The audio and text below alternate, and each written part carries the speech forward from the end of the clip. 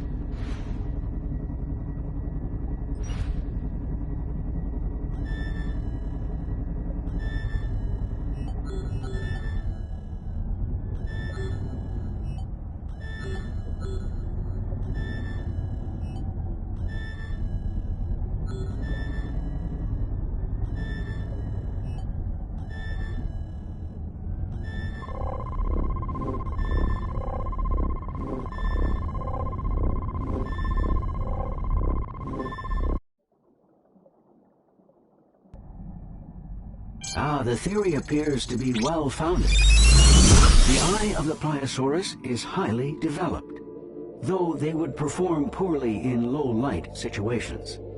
Let's do our best to remain out of sight. Let's examine the anatomy of the female Pliosaurus.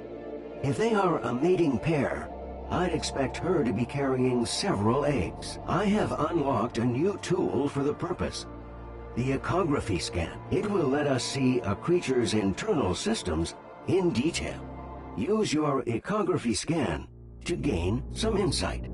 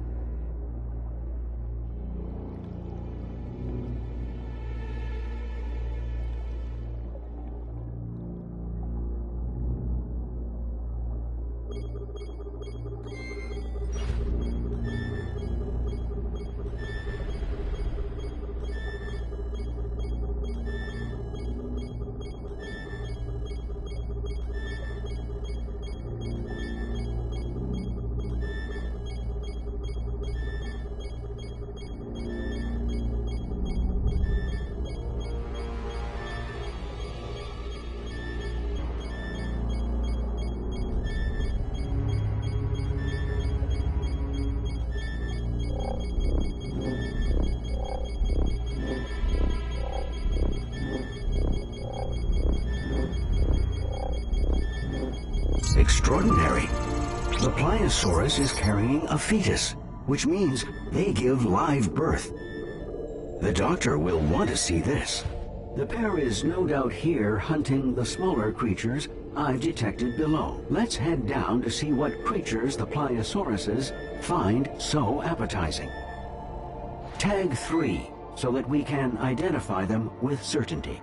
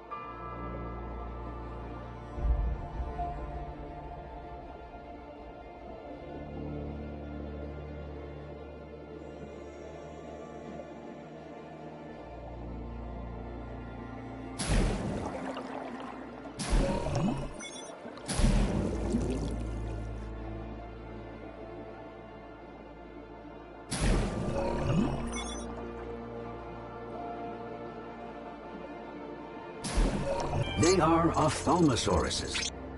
They seem to navigate quite easily, despite being so far down. Scan an ophthalmosaurus's eyes. Perhaps they are well adapted to see in dim light.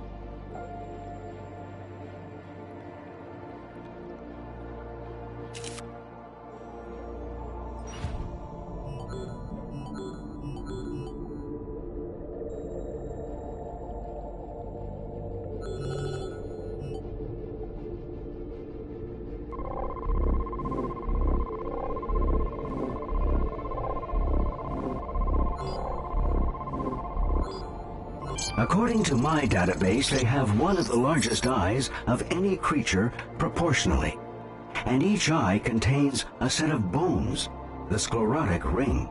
If we can determine how deep they can dive, it will give us a good idea of whether the bones are used to help maintain the shape of their eyes or serve some other purpose.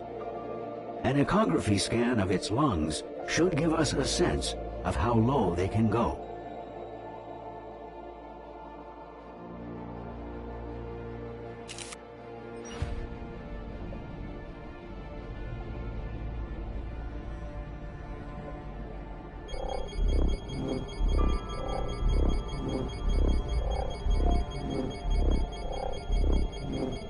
According to my calculations, they should be capable of dives of over 20 minutes at depths of 500 meters. Due to the pressure at those depths, deformation of the eye would be of great concern. The sclerotic ring must guard against it. Are the Pliosauruses really hunting the ophthalmosauruses? They seem unwilling to descend to this depth. Tag an ophthalmosaurus with a probe to force it to surface.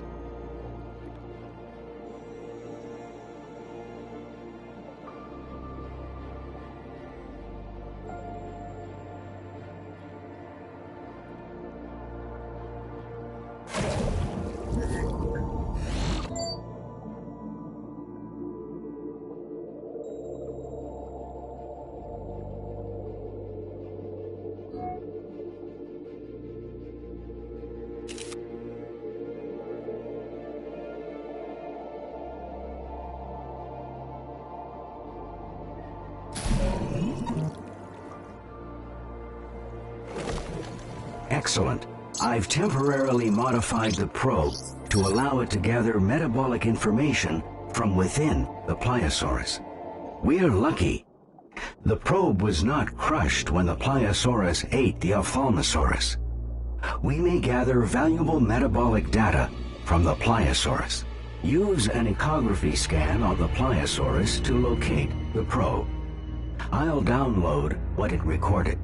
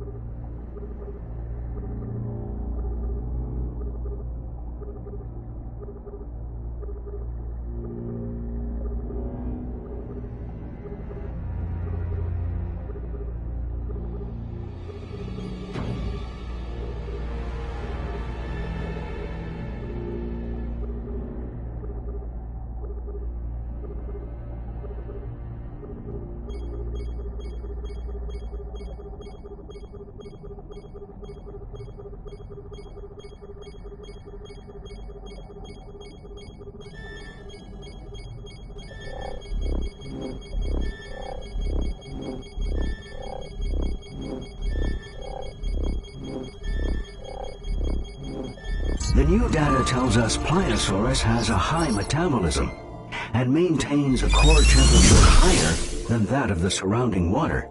This area is fascinating, but the data we've gathered must be uploaded and analyzed.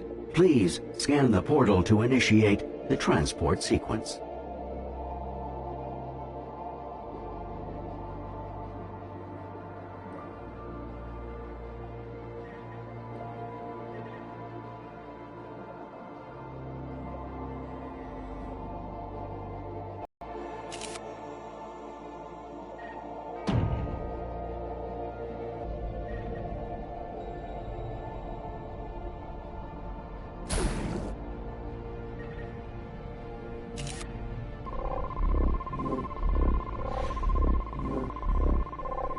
All systems are now online and operational. Prepare for temporal relocation in 3, 2, 1.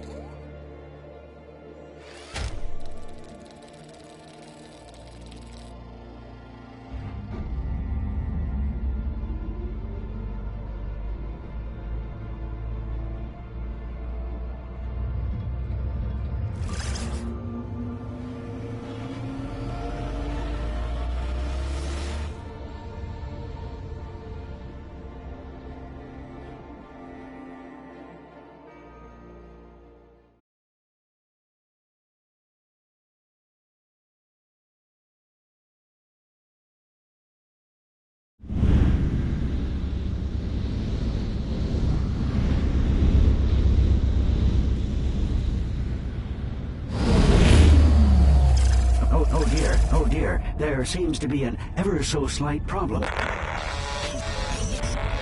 No need to panic. A minor glitch, I'm sure. I'll just reboot this.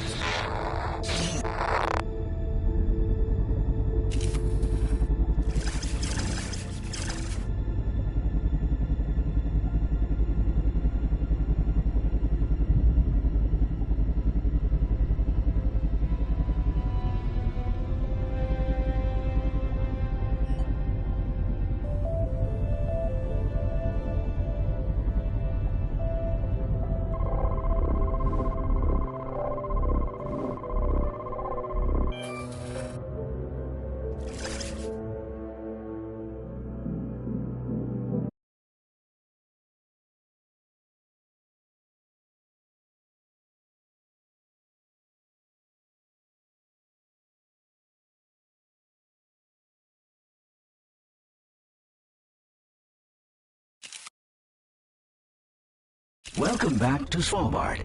I can't wait to upload your data on Pliosaurus and Ophthalmosaurus. Rob, are you there? Yes, apologies, Doctor. That thing disrupted communications. Yes, it looks like Stonehenge. I'll analyze the logs. Thank you. I wish we had more time to spend on this. But I'm afraid our worst hypotheses are catching up with us. Rob, I have to issue a Code 12. Very risky, Doctor. I'm aware. Do you have the visual? Cadet. When we built this station, core samples revealed something terrible. An ancient virus, perhaps millions of years old, trapped beneath the ice. With global temperature rising and ice receding, we knew it could spread. And well... Doctor, Ali tested positive, didn't he? Yes. So we need to ramp up our search for a cure. Cadet, we've been collecting data from the past to understand what effect the virus had on prehistoric hosts, and what to expect if anyone contracts it now. This is what the data you've been scanning is for. Yes. And we need you even more now. We have to develop a cure before the worst comes to pass. We need a breakthrough. If we just had a little more time to train, it would... And risk more infections? If this virus spreads... No. Train on the job. We need as much data as we can get, and quickly. Yes, Doctor. You should familiarize yourself with the Dinodex. It's where we save all the data we gather. You can also peruse the Dinodex to learn more about the creatures that we've encountered.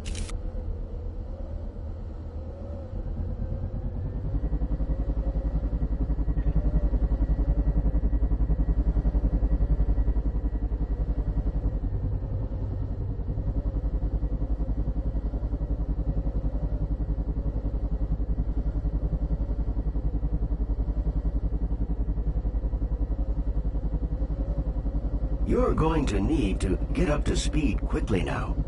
The Dinodex can help with that. It's where we save all our research and the data we collect. It can help you learn more about the creatures we've encountered. Just line yourself up with the pod hologram to attach to the structure.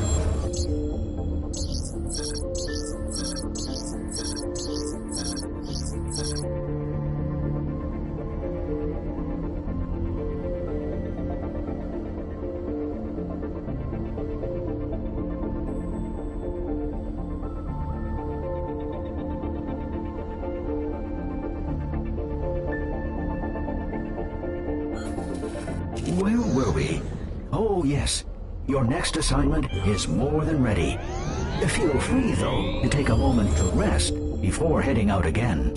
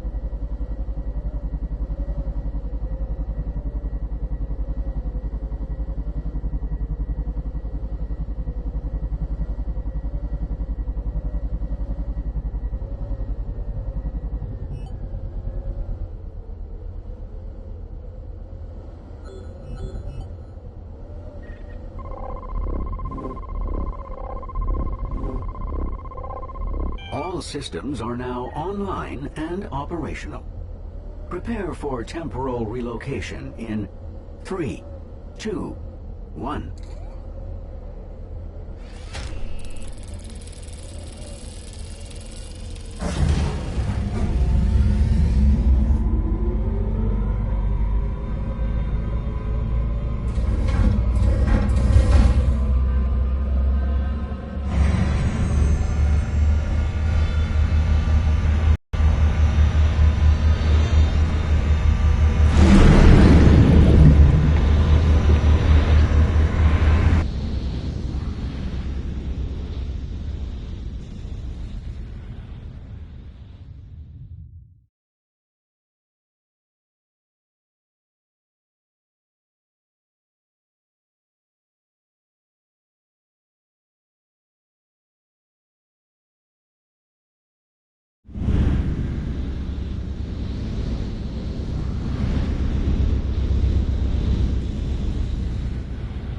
Let's review our objectives. Our primary research target for this excursion is the Dakosaurus.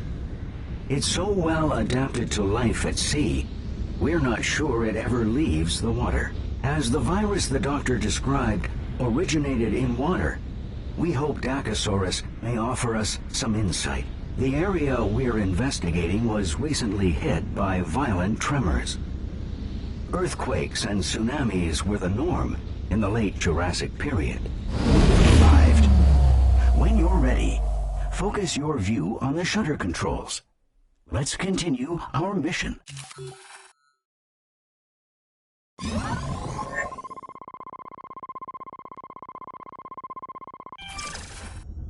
I am detecting heat signatures at dangerously high levels all around us.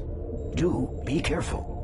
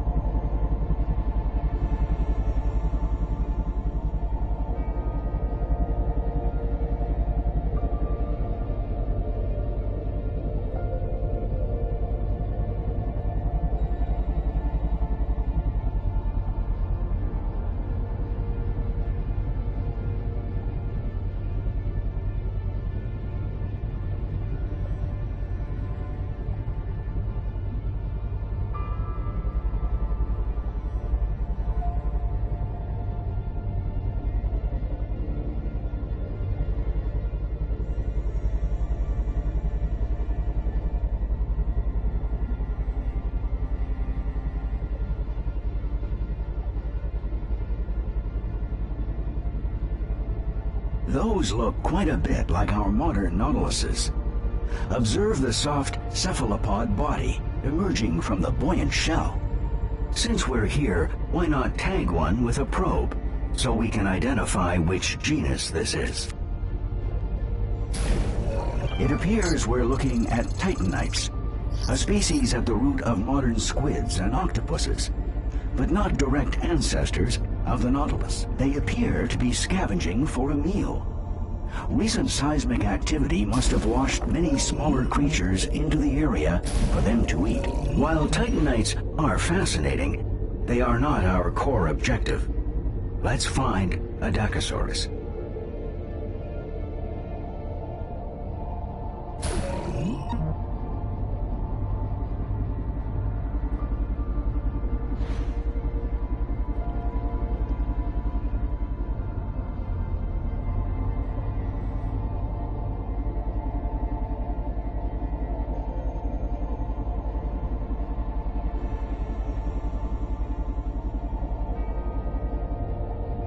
Watch that geyser. Pressurized water superheated by magma. Not hot enough to harm our pod, but it could make navigation challenging.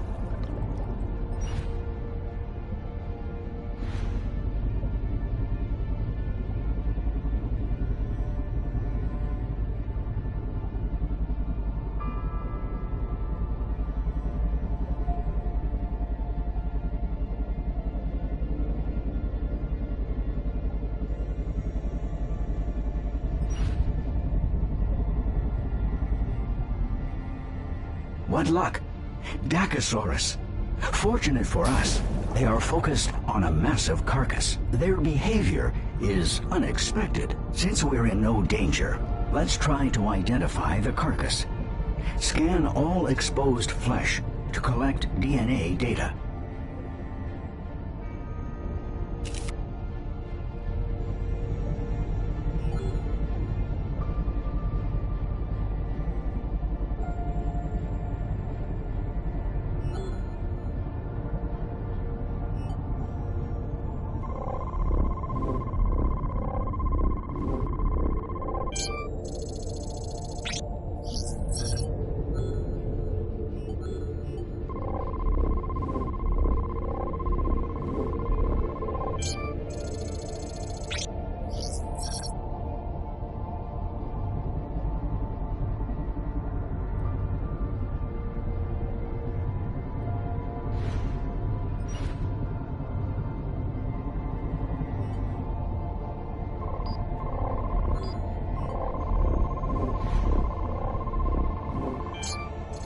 Fantastic! A Lusotitan.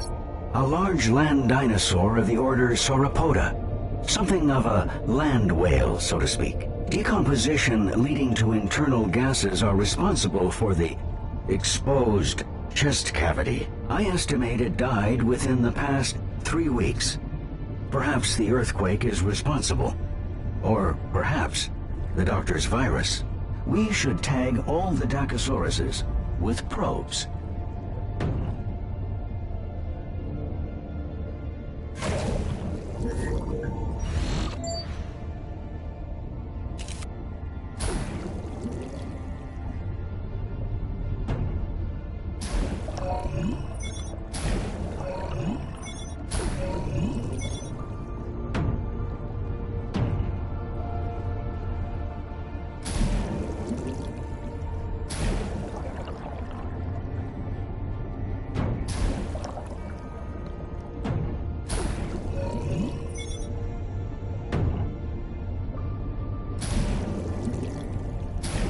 Dacosaurus DNA confirmed.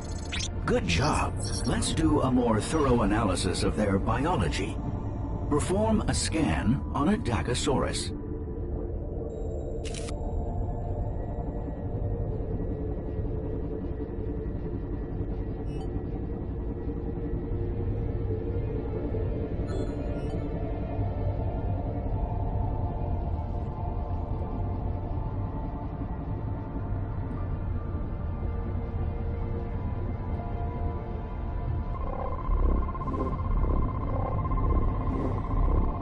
Preliminary analysis indicates that they are not a pack. The largest one is male, and the rest are female. Powerful jaws and serrated teeth. Their metabolism seems to be struggling, however. We need to know more about their behavior. Dacosauruses are infamous for being territorial and aggressive. Predators attack if they feel threatened or hungry. Our pod typically elicits some kind of aggressive response, but they seem to be ignoring us. I suggest you perform an echography scan on the stomach of the largest Dacosaurus.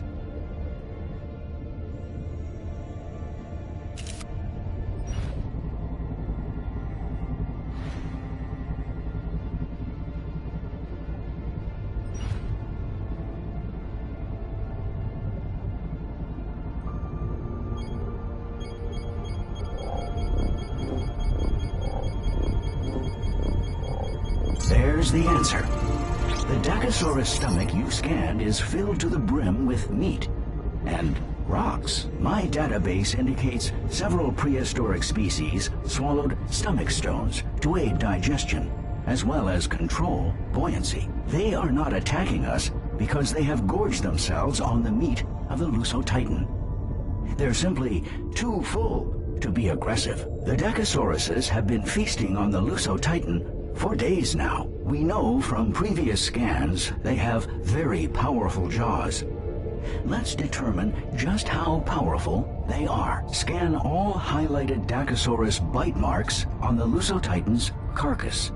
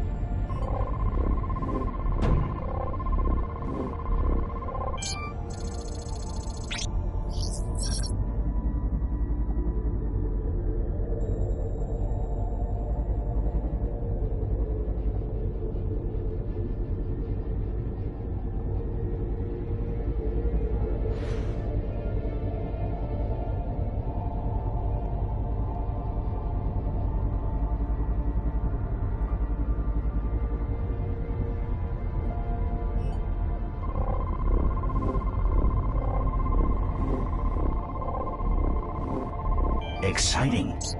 The Dacosaurus's powerful jaw musculature allows them to lock into prey, rip off their flesh, and quickly swallow it whole. No chewing required. In fact, we should see it for ourselves. Let's see if we can't help open their appetites a little. Fortunately, I have just the tool for the situation. Bait. Fire the projectile directly at any living organism to make it appetizing to all nearby creatures. Use the bait on the lone Lusotitan meat chunk to attract a Dacosaurus.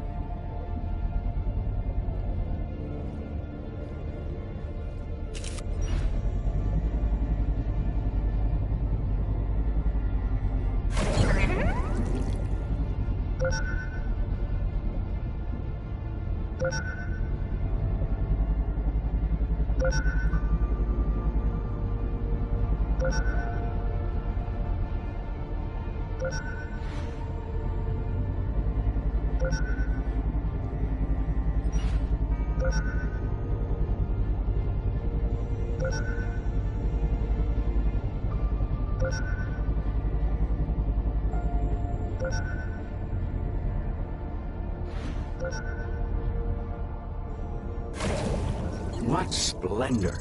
This data confirms our scans were correct. They do not mess around. Look, Titanites. They must be interested in the Lusotitan's carcass too. Titanites are likely prey for Dacosaurus. This Lusotitan's carcass has provided many unique research opportunities. I would expect Dacosaurus to attack Titanites on sight, but we know that they've gorged themselves. That said, the Titanites seem remarkably undeterred by the presence of such predators. What could cause such confidence? Attach bait directly onto a Titanite to entice a Dacosaurus to attack, and then observe the event.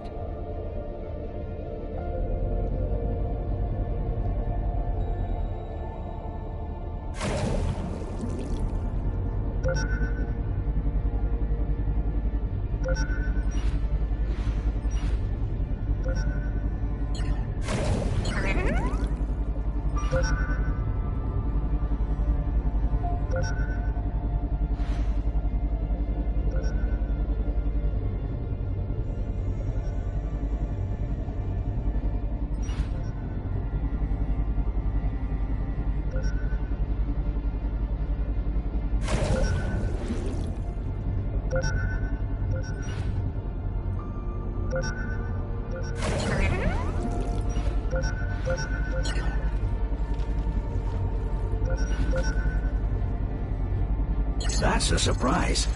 The Dacosaurus allowed the Titanite to escape. Let's scan that Titanite.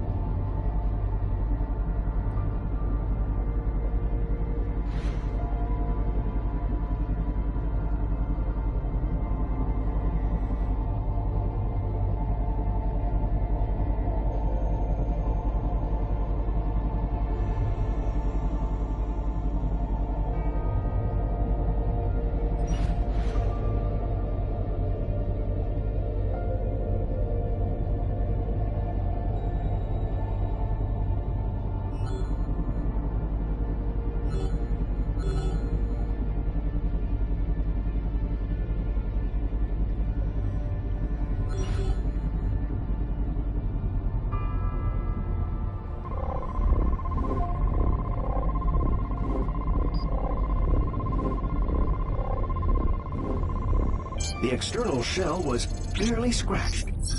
This protection is likely why the Titanites were not more cautious.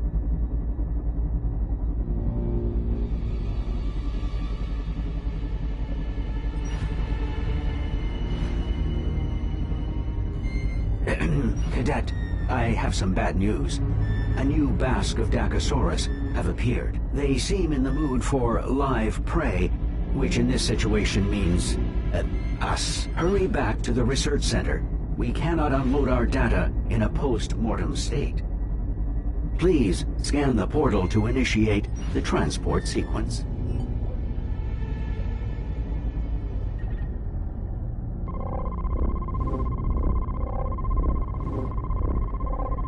All systems are now online and operational. Prepare for temporal relocation in 3, 2, 1.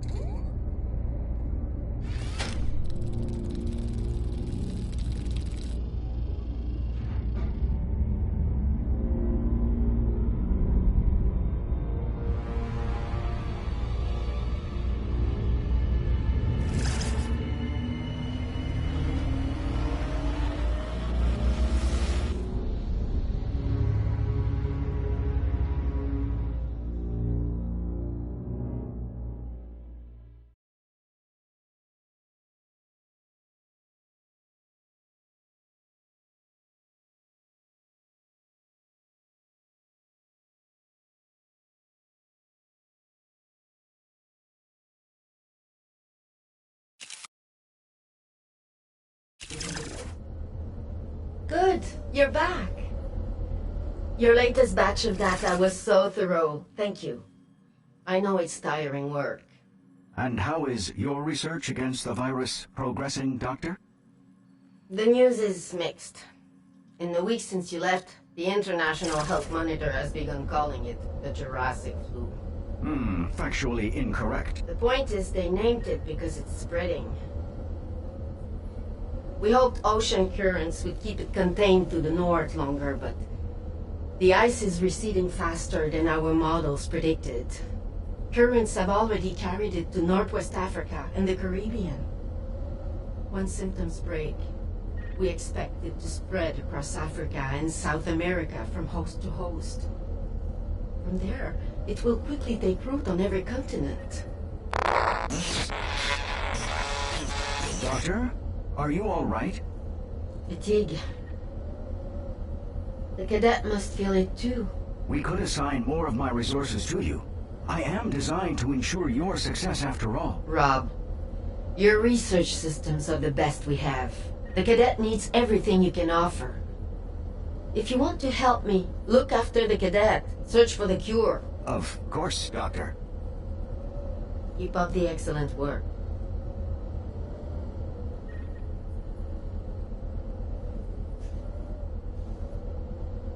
Time travel is both physically and mentally demanding, even more so with the fate of humanity on the line. That said, do not feel ashamed if you need to take a short break before returning to the past. In fact, I would recommend it.